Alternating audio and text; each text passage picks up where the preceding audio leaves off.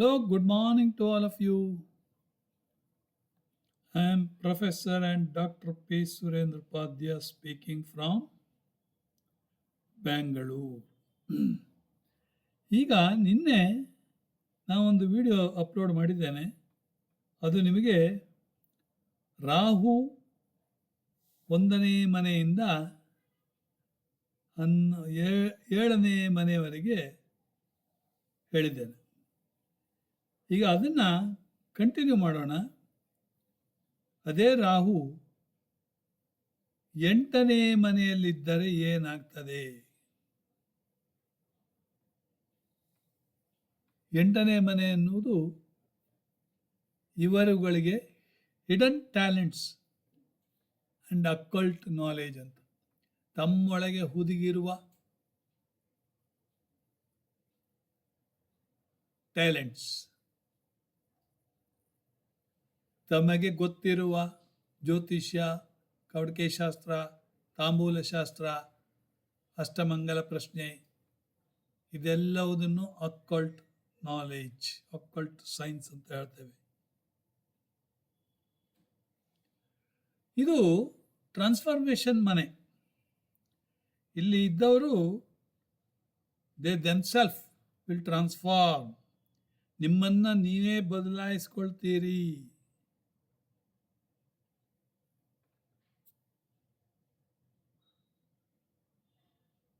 ಆಯ್ತಾ? Inheritance property ನಿಮಗೆ ಸಿಗ್ತದೆ ಸಡನ್ನಾಗಿ. ಇನ್ಹೆರಿಟೆನ್ಸ್ ಪ್ರಾಪರ್ಟಿ ಅಂದರೆ ಏನು? ಈಗ ತಲಾಕ್ ಆದರೆ ಅದಕ್ಕೆ ಅಲ್ಯೂಮಿನಿಯಂ ಅಂತಾರೆ. ತಲಾಕ್, ಗಂಡ ಹೆಂಡತಿ ವರದಕ್ಷಿಣೆ ತಂದರೆ ಅದು ಸಡನ್ ಮನಿ. ಆಮೇಲೆ ಅನುವಂಶೀಯ ಅಜ್ಜನ ಪ್ರಾಪರ್ಟಿಯೋ ಅದು ಬರುವುದು ಗುರು 8ನೇ ಮನೆಯಲ್ಲಿದ್ದರೆ ಅಜ್ಜನ ದಾದನ ಪ್ರಾಪರ್ಟಿ ದಕ್ಕುತ್ತದೆ ಅಂತ ಹೇಳ್ತೇವೆ. ಸ್ವಲ್ಪ ತಡ ಆಗ್ಬೋದು, ಒಂದು ವೇಳೆ ಗುರು ವಕ್ರಿ ಆಗಿದ್ದರೆ ತಡ ಆಗ್ಬೋದು. ಆಯ್ತಾ? ಜೀವನದಲ್ಲಿ ಆಶ್ಚರ್ಯಕರವಾದ ಘಟನೆ ಆಗ್ತದೆ 8ನೇ ಮನೆ ರಾಹು. Something surprise, mysterious. ಆಮೇಲೆ ಲಾಂಗೆವಿಟಿಗೆ ಯಾವ ರೀತಿಯೂ ಧಕ್ಕೆ ಇರುವುದಿಲ್ಲ. ದೀರ್ಘಾಯು. ರಾಹುವತ್ತು ಶನಿ ಅಂತ ಹೇಳಿದ್ದಾರೆ. ಅದರಿಂದ ಶನಿ ಅಷ್ಟಮದಲ್ಲಿದ್ದರೆ ನಾವು ಹೇಳ್ತೇವೆ 85+ ಅಪ್ಪ ನಿಂದ ಆಯುಸ್ಸು ಅಂತ. ಅವರಿಗೆ ಕೇಳಿದವರಿಗೆ ಖುಷಿ, ಈಗ ಯಾರಿಗೂ ಖುಷಿ ಆಗೋದಿಲ್ಲ. ಈಗಿನ ವರ್ತಮಾನ ಕಾಲದಲ್ಲಿ ಸತ್ತವನೇ ಪುಣ್ಯಪುರುಷ. ಇನ್ನು 9ನೇ ಮನೆಯಲ್ಲಿ ರಾಹು ಇದ್ದಲ್ಲಿ, 9ನೇ ಮನೆ ಪಿತಾಜಿ, ಅಪ್ಪನ ಮನೆ, ಧರ್ಮದ ಮನೆ, ಫಾರ್ ಡಿಸ್ಟೆನ್ಸ್ ಟ್ರಾವೆಲ್ ಮನೆ. ಸೊ ಇಲ್ಲಿ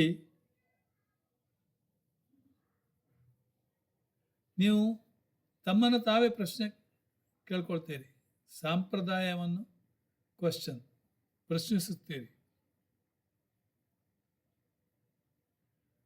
ಫಾರಿನ್ ಫಿಲಾಸಫಿ, ಫಾರಿನ್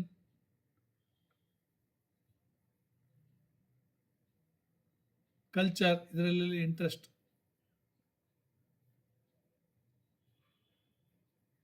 ತಂದೆ ಆರೋಗ್ಯ ಕೆಡಬಹುದು.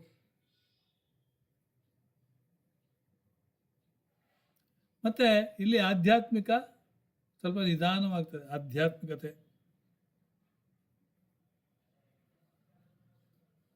ಆಯಿತಾ? ಅದೇ 10ನೇ ಮನೆಯಲ್ಲಿ ರಾಹು ಇದ್ದರೆ ಬಹಳ ಒಳ್ಳೆಯದು. 10ನೇ ಮನೆಯಲ್ಲಿ ಸೂರ್ಯ ಇದ್ದರೆ ದಿಗ್ಬಲಿ ಅಂತೇಳಿ ಹೇಳ್ತೇವೆ. 10ನೇ ಮನೆಯಲ್ಲಿ ರಾಹು ಕೂಡ ನೇಮ್ ಆ್ಯಂಡ್ ಫೇಮ್ ಕೊಡ್ತದೆ. ನಿಮಗೆ ಕೆಲಸದ ಪ್ರತಿ ಪೆಂಡಿಂಗ್ ಕರ್ಮ ಇರ್ತದೆ. ಅಲ್ಲಿ 9ನೇ ಮನೆ ರಾಹು ಧರ್ಮ, ಪಿತಾಜಿ ಪ್ರತಿ, ತಂದೆಯ ಪ್ರತಿ ಪೆಂಡಿಂಗ್ ಕರ್ಮ. ಅಷ್ಟಮದಲ್ಲಿ ಇದು ರಾಹು ಇದ್ದರೆ ಸಸುರಾಲ್ ಪ್ರತಿ, ಅಂದರೆ ಅತ್ತೆ ಮಾವಂದಿರ ಪ್ರತಿ ಪೆಂಡಿಂಗ್ ಕರ್ಮ. ನೀವು ಅತ್ತೆ ಮಾವಂದಿರನ್ನು ಸರಿಯಾಗಿ ನೋಡ್ಕೊಳ್ಬೇಕಿಲ್ಲ ಅಂದರೆ ಪೆಂಡಿಂಗ್ ಕರ್ಮ ಸಂಚಿತ ಕರ್ಮವಾಗಿ ಕನ್ವರ್ಟ್ ಆಗ್ತದೆ. ಸಂಚಿತ ಕರ್ಮ ಅಂದರೆ ಗೋಣಿ ಚೀಲದಲ್ಲಿ ತುಂಬಿರುವುದು. ನಿಮ್ಮ ಕರ್ಮಗಳನ್ನೆಲ್ಲ ಗೋಣಿಚೀಲದಲ್ಲಿ ತುಂಬಿರುತ್ತೆ. ಅದೇ 10ನೇ ಮನೆಯಲ್ಲಿ ನೀವು ಏನಾಗುತ್ತಂದರೆ ಯಾಟು ಕೆಲಸದ ಬಗ್ಗೆ, ಕೆಲಸದ ಪ್ರತಿ, ಕರ್ಮ ಪ್ರತಿ, ನಿಮಗೆ ಪೆಂಡಿಂಗ್ ಕರ್ಮ ಅಂದರೆ ಇಲ್ಲಿ ಹಾರ್ಡ್ ವರ್ಕ್ ಮಾಡಬೇಕು. 10th ರಾಹು ಅಥವಾ ಮಕರದಲ್ಲಿರುವ ರಾಹು, ನಂದು ಮಕರದಲ್ಲಿರುವ ರಾಹು, ನಾನು ಕಷ್ಟಪಟ್ಟೆ ಮೇಲೆ ಬಂದವು. 10:30 ಗಂಟೆ ರಾತ್ರಿ 3rd channel Dena bank institute of information ಟೆಕ್ನಾಲಜಿಯಲ್ಲಿ ಮಾಡಬೇಕಂತ ರಾತ್ರಿ ಟೇಬಲ್ ಅಡಿಗಡೆ ಮಳೆ ಕೊಡ್ತಾ ಇದ್ದೆ. ಆವಾಗ DGM ಬಂದು, ಏನಪ್ಪ ಉಪಾಧ್ಯಾಯ ಎಲ್ಲಿದ್ಯಾ ಅಂತ. ಎಲ್ಲಿದ್ದೆ ಸರ್, ಗುಡ್ ಮಾರ್ನಿಂಗ್ ಹೇಳಲ್ಲ, ಗುಡ್ ನೈಟ್ ಹೇಳಲ್ಲ, ಗೊತ್ತಾಗೋದಿಲ್ಲ ಅಂದೆ. ಅವ್ರನ್ನ ಒಪ್ಪಿಟ್ರು. ಅಪ್ಪ ರಾತ್ರಿ 10:30 ಕೆಲಸ ಮಾಡ್ತಾ ಇದ್ದೀಯಲ್ಲಪ್ಪ ಅಂತ. ಏನು ಮಾಡೋದು ಸರ್, ನಾಳೆ 3rd ಚಾನಲ್ ನಾವು ಓಪನ್ ಮಾಡಬೇಕಲ್ಲ ಅಂತ. ಆವಾಗ ಅವರು ಎಲ್ಲ ಹೆಡ್ ಆಫೀಸಲ್ಲಿ ಚೇರ್ಮನ್ ಆದಿಯಾಗಿ ಹೇಳಿದರು. ಅಂದರೆ ಹೆಸರು, ನಮಗೊಂದು ಒಳ್ಳೆ ಹೆಸರು ಇದೆ. ಅದರಿಂದ ಸಡನ್ ಫೇಮಸ್ ಆಗ್ತೀನಿ. ಹಾಗಾಗಿದೆ, ನಮ್ಮದು ಆಗಿದೆ. ಆದರೆ ಸ್ವಲ್ಪ ಮೇಲೆ ಕೆಳಗೆ ಗೌರವ ಹೋಗ್ತಾ ಇರುತ್ತೆ, ಬಿಡಿ, ಅದು ಏನು ಮಾಡಲಿಕ್ಕಾಗೋದಿಲ್ಲ. ಇನ್ನು ರಾಹು 11ನೇ ಮನೆಯಲ್ಲಿದ್ದರೆ ಎಲ್ಡರ್ ಬ್ರದರ್ಸ್ ಪ್ರತಿ ಪೆಂಡಿಂಗ್ ಕರ್ಮ. ಸೊ ನಿಮ್ಮ ಹಿರಿಯ ಅಣ್ಣನನ್ನು ಚೆನ್ನಾಗಿ ಇಟ್ಕೊಂಡ್ರೆ ನಿಮ್ಗೆ ಒಳ್ಳೆಯದಾಗ್ತದೆ. ನನ್ನ ಮನೆ ground floor, first floor, second floor ಮಾಡಿದ್ದೆಲ್ಲ ನಮ್ಮ ಅಣ್ಣನೇ. 2 ಹೆಣ್ಮಕ್ಳ ಮದುವೆ ಮಾಡಿದ್ದು ಅಣ್ಣನೇ.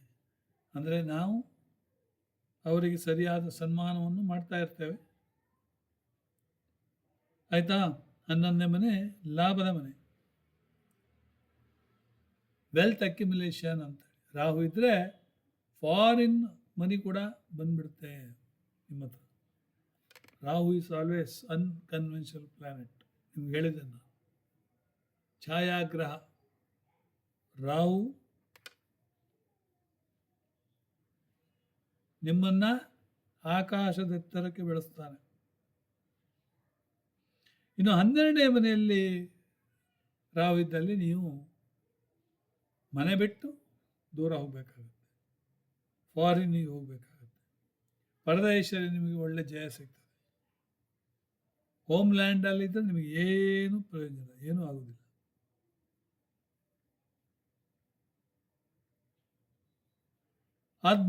ಆಧ್ಯಾತ್ಮಿಕದತ್ತ ನಿಮಗೆ ಒಲವು ಜಾಸ್ತಿ ಬರ್ತದೆ. ಸಿಕ್ಕಾಪಟ್ಟೆ ಖರ್ಚು, 12ನೇ ಮನೆ ಅಲ್ವಾ ರಾಹು, ಸಿಕ್ಕಾಪಟ್ಟೆ ಖರ್ಚು, ಸಿಕ್ಕಾಪಟ್ಟೆ ನಷ್ಟ. ಆದರೆ ಫಾರಿನ್ ಟ್ರಾವೆಲ್ ಅಂತೂ ಹೇಳ್ಬೋದು, ನಿಮಗೆ ಫಾರಿನ್ ಟ್ರಾವೆಲ್ ಇದೆ ರೀ. ಆಮೇಲೆ ಹಿಡನ್ ಶತ್ರುಗಳು ನಿಮಗೆ ಹುಡ್ತಾರೆ. 12ನೇ ಮನೆಯಲ್ಲಿ, ಅದೇ 6ನೇ ಮನೆಯಲ್ಲಿ ಗುರು ಇದ್ದರೆ, ಒಳ್ಳೆಯ ಶುಭ ಗ್ರಹಗಳಿದ್ದರೆ ಹಿತಶತ್ರುಗಳು ನಿಮ್ಮ ಸುತ್ತಮುತ್ತನೇ ಇರ್ತಾರೆ, ನಿಮ್ಮವರೇ ಶತ್ರುಗಳಾಗಿರ್ತಾರೆ. ಇನ್ನು ಕೇತುವಿನ ಬಗ್ಗೆ ನಾವು ನೋಡೋಣ. ಕೇತು 1ನೇ ಮನೆಯಲ್ಲಿದ್ದರೆ ಏನು? ಕೇತು ಈಸ್ ಅ ಡಿಟ್ಯಾಚ್ಮೆಂಟ್ ಕೊಡುವ. ಡಿಟ್ಯಾಚ್ಮೆಂಟ್ ಅಂದರೆ ದೂರ ಹೋಗುವುದು, ನಿಮಗೆ ಬೇಸರ, ಬೇಜಾರು, ಸನ್ಯಾಸತ್ವ, ಒಂಟಿತನ, ಇದೆಲ್ಲ ಕೇತು. ಕೇತು ಲಗ್ನದಲ್ಲಿದ್ದರೆ ಒಂದು ರೀತಿಯಲ್ಲಿ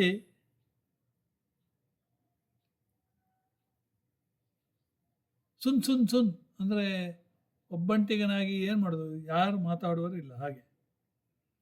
ಆಯಿತಾ? ಅದೇ 2ನೇ ಮನೆಯಲ್ಲಿದ್ದರೆ ನಿಮಗೆ ಇನ್ಸ್ಟೆಬಿಲಿಟಿ, ಫೈನಾನ್ಷಿಯಲ್ ಬಗ್ಗೆ ಇನ್ಸ್ಟೆಬಿಲಿಟಿ ಆಗ್ತದೆ. ಕೇತು ಒಂದು ರೀತಿಯಲ್ಲಿ ಆಧ್ಯಾತ್ಮಿಕತೆ ಹೇಳ್ಕೊಂಡು ಹೋಗ್ತಾ ಇರ್ತಾನೆ. ಮಾತಿನಲ್ಲಿ ಮೇಲೆ ಕೆಳಗಾಗ್ಬೋದು, ಡಿಫಿಕಲ್ಟೀಸ್ ಅಂದರೆ ಅವ ಹೆಚ್ಚಾಗಿ ಮೌನವೇ ಒಳ್ಳೆಯದು ಅಂಥೇಳಿ ಮೌನಕ್ಕೆ ಶರಣಾಗ್ತೀರ. ಈ ಆಸ್ತಿ ಸಂಪತ್ತು ಅದ್ರ ಬಗ್ಗೆ ನಿಮಗೆ ಇಂಟ್ರೆಸ್ಟೇ ಇರೋದಿಲ್ಲ. ಸಂಸಾರ ಒಡಿಲಿಕ್ಕೆ ಸಾಧ್ಯತೆ ಉಂಟು, ಸಪರೇಷನ್ ಆಗಲಿಕ್ಕೆ ಸಾಧ್ಯತೆ ಉಂಟು. 3ನೇ ಮನೆ ಕೇತು ಇದ್ದರೆ ಕಮ್ಯುನಿಕೇಷನ್ನಲ್ಲಿ ಚಾಲೆಂಜಸ್, ನಿಮ್ಮ ತಮ್ಮ ತಂಗಿ ಇದ್ದರೆ ಭಾಳ ದೂರ ಹೋಗ್ತಾರೆ. ಲೋಕಲ್ ರಾಜಕೀಯಕ್ಕೆ ನಿಮಗೆ ಇಂಟ್ರೆಸ್ಟೇ ಇರೋದಿಲ್ಲ. 4ನೇ ಮನೆ ಕೇತು ಇದ್ದರೆ ತಾಯಿಯಿಂದ ಡಿಟ್ಯಾಚ್ಡ್, ನೇಟಿವ್ ಲ್ಯಾಂಡಿಂದ ಡಿಟ್ಯಾಚ್ಡ್, ಪ್ರಾಪರ್ಟಿ ಲಾಸ್ ಆಗ್ಬೋದು,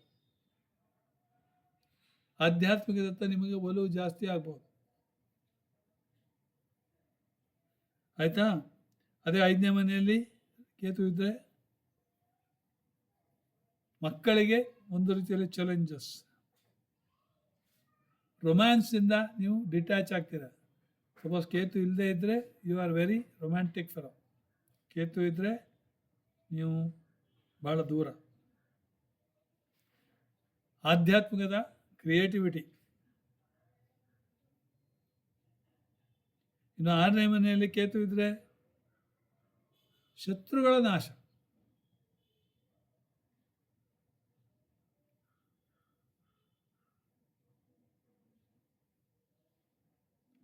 ಪಾರ್ಟ್ನರ್ಶಿಪ್ ಇದ್ದರೆ ಬೇಗ ಡಿಸಲ್ಯೂಷನ್ ಆಗುತ್ತೆ, ಒಡಿತದೆ, ಮುಳುಗ್ತದೆ ಅಂತ ಹೇಳ್ಬೋದು. ಕೇತು 8ನೇ ಮನೆಯಲ್ಲಿದ್ದರೆ ನಿಮ್ಮ ಯಾವುದೇ ಆಸ್ತಿ ಗೀಸ್ತಿ ಇದ್ದರೂ ಅದರಿಂದ ಡಿಟ್ಯಾಚ್ಡ್. ಅಕಲ್ಟ್ ಸೈನ್ಸ್ ಬಗ್ಗೆ, ಜ್ಯೋತಿಷ್ಯ ಬಗ್ಗೆ ಇಂಟ್ರೆಸ್ಟ್ ಬರ್ಬೋದು. ಕೇತು 8ನೇ ಮನೆ. ಅದರಲ್ಲಂತೂ ಶನಿ ಕೇತು, ಗುರು ಕೇತು ಎಲ್ಲ ಇದ್ದರೆ 100% ನೀವು ಜ್ಯೋತಿಷ್ಯಗಾರರು. 9ನೇ ಮನೆ ಕೇತು ತಂದೆಯಿಂದ ಡಿಟ್ಯಾಚ್ಮೆಂಟ್. ಭಾಳ ದೂರ ಹೋಗ್ಬೋದು ತಂದೆ. ಆಧ್ಯಾತ್ಮಿಕದ ಒಂದು ವ್ಯಕ್ತಿ ಆಗಲಿಕ್ಕೆ ಸಾಧ್ಯತೆ ಉಂಟು. 10ನೇ ಮನೆಯಲ್ಲಿ ಕೇತು ವೃತ್ತಿಯಿಂದ ಡಿಟ್ಯಾಚ್. ನೀವು ಬೇರೆ ಕೆಲಸದಲ್ಲಿದ್ದರೂ ರಿಸೈನ್ ಮಾಡ್ಬೋದು. ಹೆಚ್ಚಾಗಿ ನಾವು 10ನೇ ಮನೆ ಕೇತು ಹೇಳ್ತಾನೆ, ನೀವು ಹೆಚ್ಚು ದಿವಸ ಈ ಕೆಲಸದಲ್ಲಿ ಇರೋದಿಲ್ಲ, ನೀವು ಬೇಗ ರೆಸಿಗ್ನೇಷನ್ ಕೊಡ್ತೀರಿ.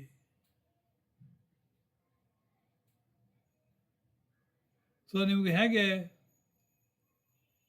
ಐಡೆಂಟಿಟಿ ಸಿಗುತ್ತಂದರೆ ಆಧ್ಯಾತ್ಮಿಕದತ್ತ ಕೆಲಸ ಮಾಡ್ತಿರ್ತೀವಿ, ಸ್ಪಿರಿಚುವಲ್ ವರ್ಕ್ ಜಾಸ್ತಿ.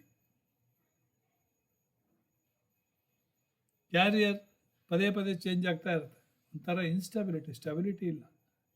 ಕೇತು ಇರಬಾರ್ದು. ರಾಹು 10ನೇ ಮನೆ ಇರಬೇಕು. 11ನೇ ಮನೆಯಲ್ಲಿ ಕೇತು ಇದ್ದರೆ ಫ್ರೆಂಡ್ಶಿಪ್ಪು ಸೆಲೆಕ್ಟಿವ್ ಆಗಿರ್ತಾರೆ. Detached from the friends.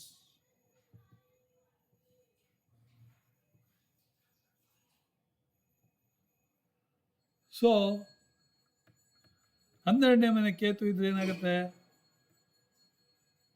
Spiritual ಪರ್ಪಸ್ಸಿಗಾಗಿ ನೀವು ಫರ್ದರ್ತೀರಿ. ಅಧ್ಯಾತ್ಮ ಇವರು ಸ್ವಾಮಿ ವಿವೇಕಾನಂದ, ಶ್ರೀ ರವಿಶಂಕರ್, ಇವರು ಇನ್ನೊಬ್ಬರು ಯಾರು, ಮೊದಲು ಅಶಾರಾಮ್ ಬಾಪು ಫಾರಿನ್ ಹೋದ್ದು ನನಗೆ ಗೊತ್ತಿಲ್ಲ. ಆಯಿತಾ? ಇದಿಷ್ಟು ಕೇತು 1ರಿಂದ 12ನೇ ಮನೆಯಲ್ಲಿದ್ದಾರೆ. ಅಂದರೆ ನೆನ್ಪಿಟ್ಕೊಳ್ಳಿ, ಮೇನ್ ಕೇತು ನಿಮಗೆ ಆಧ್ಯಾತ್ಮಿಕ ದತ್ತ ಹೇಳ್ಕೊಂಡು ಹೋಗ್ತಾನೆ.